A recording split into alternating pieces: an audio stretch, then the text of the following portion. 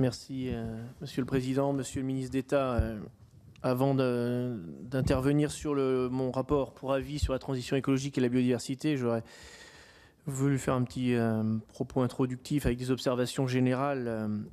Comme vous, compte tenu du contexte de changement climatique, il y a la nécessité de changer les comportements. Il faut le faire, mais aujourd'hui, les gens peuvent-ils le faire? C'est vrai qu'il faut des stratégies long terme avec des visions qui soient claires pour permettre l'acceptabilité, qu'il y ait de la progressivité, de la clarté, de la transparence. Or, dans le contexte du moment, ce qui est ressenti par les gens, c'est qu'il y a, dans le contexte fiscal aussi imposé par le gouvernement, il y a la non-acceptabilité, il y a la brutalité et il y a l'opacité. Donc, je voulais quand même faire remonter ce que les gens sur le terrain nous disent. Et sur le fait que l'argent n'aille pas suffisamment à la transition énergétique, on a aussi des remontées des professionnels sur l'augmentation de la TGAP sur les déchets. C'est un volet budgétaire, mais il n'y a pas suffisamment justement pour inciter au recyclage. Sur la chaleur, le fonds chaleur, dans le budget 2019, il n'y a toujours pas le doublement du fonds chaleur qui correspondait à une promesse du candidat Macron, alors que, et je suis persuadé que vous en êtes convaincu également, il y a un véritable avenir sur la chaleur renouvelable. Donc voilà, après ces observations générales, je voudrais revenir sur mon rapport et sur les observations que je ferai à la Commission sur les crédits du programme 113 consacré à la biodiversité.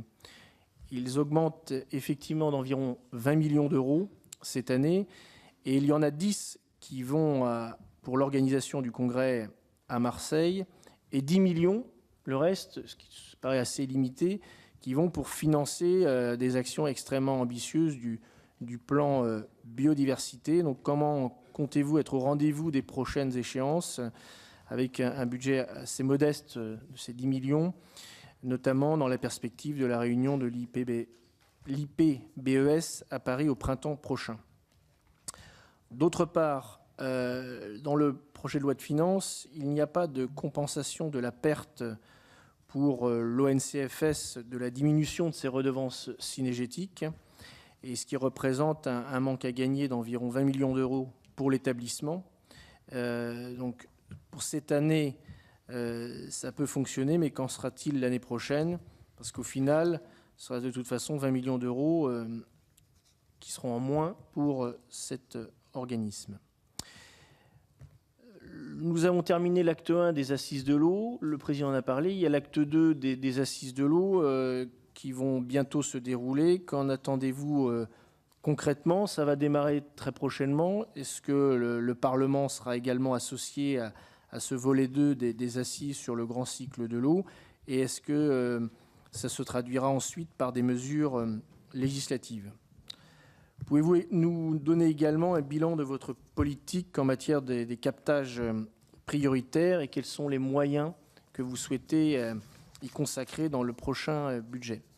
Et enfin, il y a un projet annoncé de fusion de l'ONCFS avec l'Agence française de la biodiversité, alors même que l'Agence française de la biodiversité est un établissement public qui ne fonctionne depuis à peine 2 ans. Est-ce que vous pouvez préciser devant notre commission quel est le calendrier sur ce texte et les motivations à cette fusion qui, dans les débats parlementaires d'il y a 3 ans, était interdite et aujourd'hui, il y a ce projet de fusion et quel impact aussi sur les missions de police de l'environnement? Je vous remercie. Merci. Je vais donner la parole à Monsieur Medevielle, qui est également rapporteur pour avis de la mission écologie, en charge de l'avis sur la